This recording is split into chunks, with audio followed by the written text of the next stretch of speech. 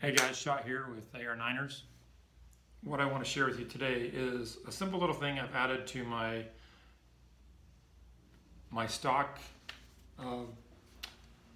Mission First Tactical Battle Link Minimalist stock. Just adding this Paracord Braid to the bottom of that stock. It's really lightweight stock, but I do like having this braid here for a couple reasons. One, because it's decorative, adds a little bit of fun to the look, but it also helps keep this drop down piece from catching on stuff. Also, I can put it in a rack and have this hang the way I want it to. So it's just a fun piece to add to the stock.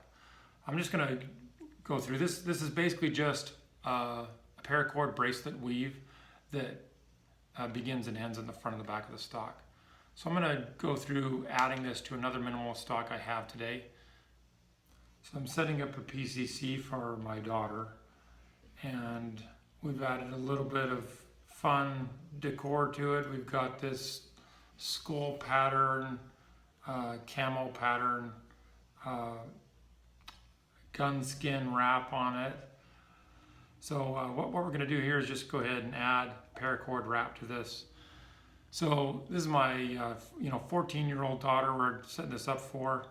This skull pattern actually has a little bit of a purple hue to it. You probably can't pick that up in the camera. But what we've decided to do is add some kind of camouflaged paracord, 850 paracord that has a little bit of a purple in the pattern to it. So just a little theme going. So I've measured off about 8 feet of this paracord. Again, we've got this fun purple pattern that kind of matches the purplish hue of this camo, this kind of skull pattern camo. And let's go ahead and get started with it. First thing I want to do is I'm going to start off on the front side of the stock, this little loop here, and I'm going to pull through so it's even on both sides, and then we'll come up through this end loop and then back through twice, so I end up doubling the line on each side, and that's just a way to get another foot of paracord on there, and it makes it a little stiffer.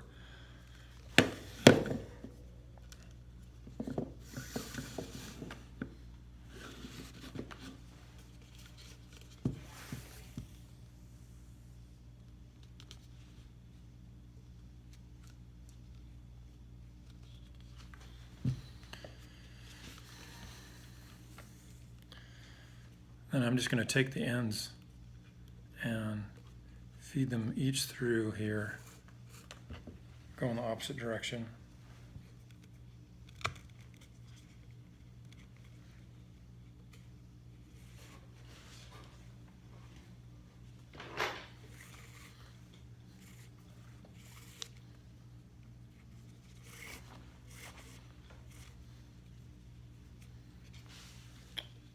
I just want to double check that my line is even on both sides. That looks pretty good. We're pretty even. So you can see I've got 2 strands going down each side. So now I can run the ends back through the front loop once, and we can start our knots after that.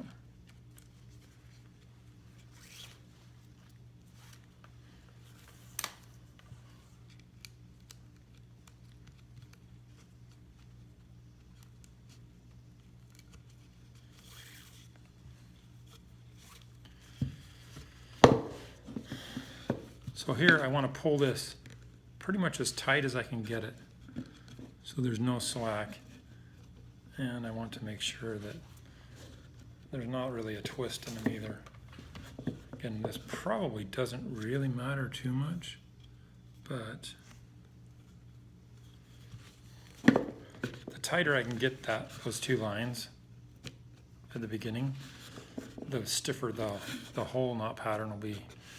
So to get the knot started, I'm going to go up over the top with one side and under the bottom with the other, and then I just pass this up through the loop on this side and down through this loop on the other, and that's the beginning of my knots.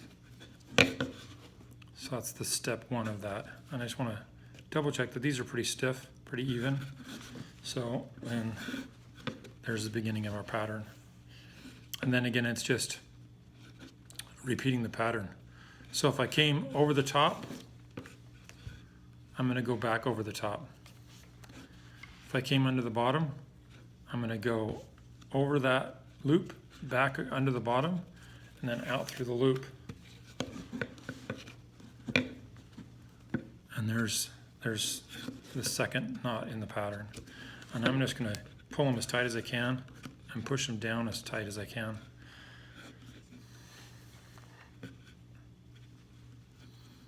Again, if you came over the top, go back over the top. If you came under the bottom, go back under the bottom. And that's essentially your pattern. And then pull the opposite through the loop.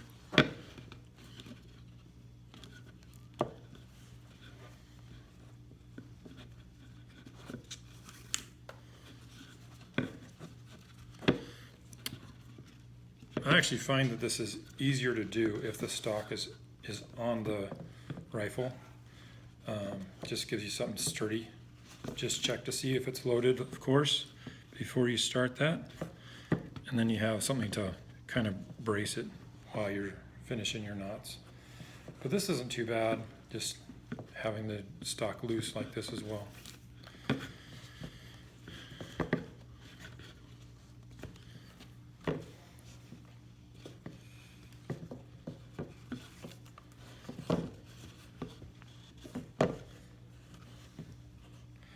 And the tighter you do these knots, the more paracord you can get on. So if part of your reason for doing this is to have a spare section of paracord, then for some emergency use, then you know, more is better. But you're only going to get somewhere in the neighborhood of 8 feet. I did this with some 550 that's a little bit thinner, and I was able to get 10 feet on here once, but I prefer the heavier paracord. So I'm settling for a shorter length.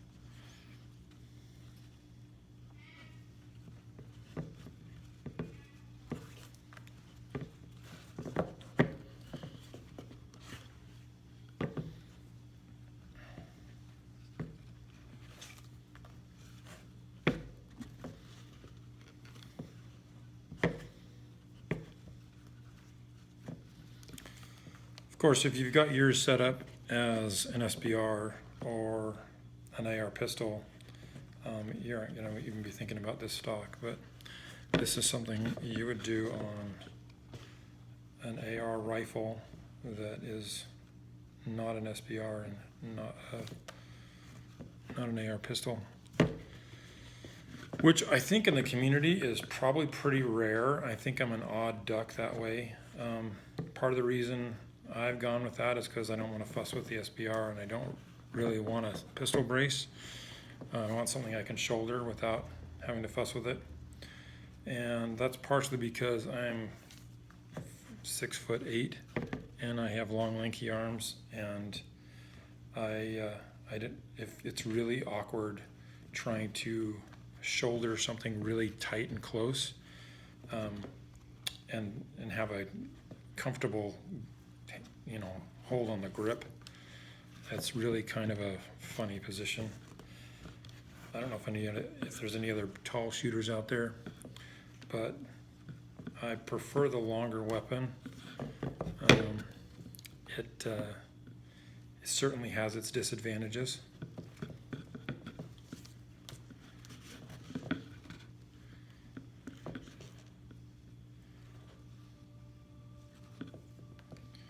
All right, looks like we can get a few more loops out of this.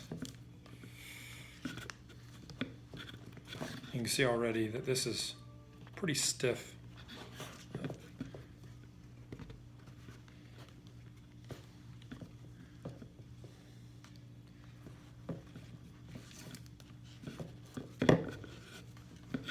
And I'm just going to push these down as tight as I can as we're going through this. to try and get as much in here as possible. I'd like to get clear to the ends of this if I can.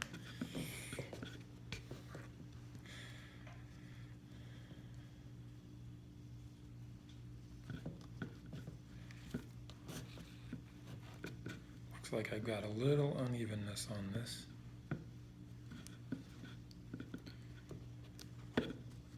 Pulling a little too tight on one and not tight enough on another.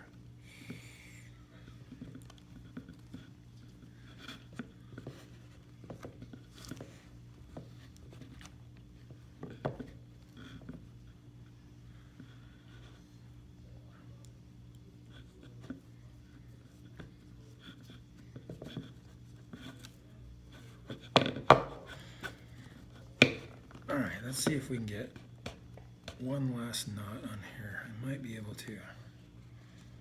That would be great.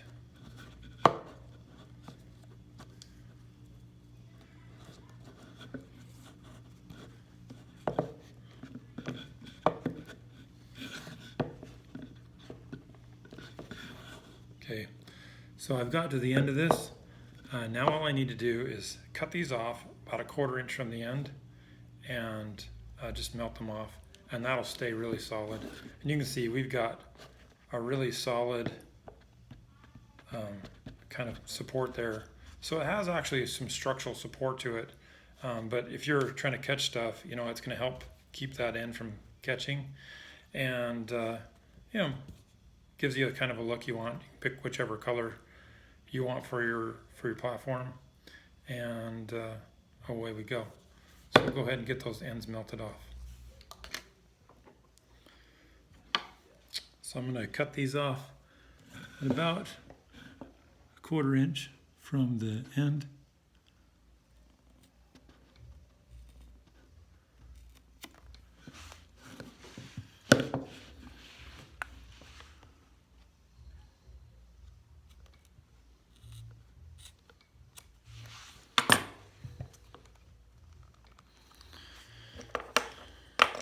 Let's go a little closer on that one.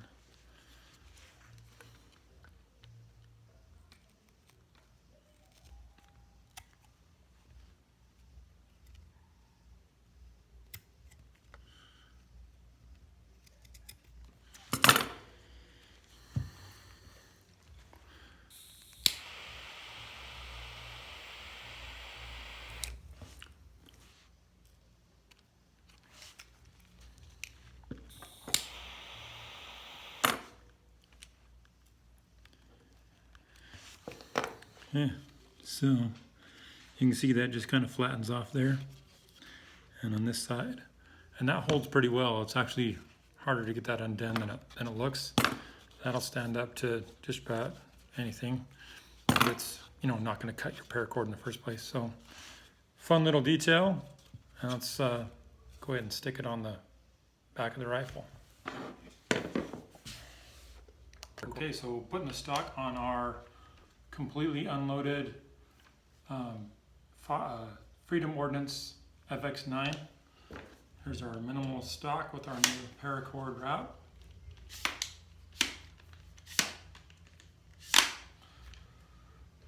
There's the finished look. Again, it's just kind of fun. We got this grayish purple camo skull pattern. We've got our kind of a camo pattern with the same kind of hue on the Paracord wrap. And if you look closely, I actually did the same paracord wrapped around my Picatinny rail up here. I don't have anything I'm going to be putting on here. If I do, I'll kind of take this off, but this is more for a practical purpose than it is decorative, even though it kind of matches. It just kind of takes the edge off that Picatinny rail if you want to shoot this barehanded. It doesn't bite, dig into your fingers. I softened it up a little bit with something super cheap without having to buy some you know, expensive accessory to cover the Picatinny rail. Wrapping it with paracord works just great. And there you are, Freedom Ordnance FX9 with Mission First Tactical Battle Link Minimal stock with our paracord wrap.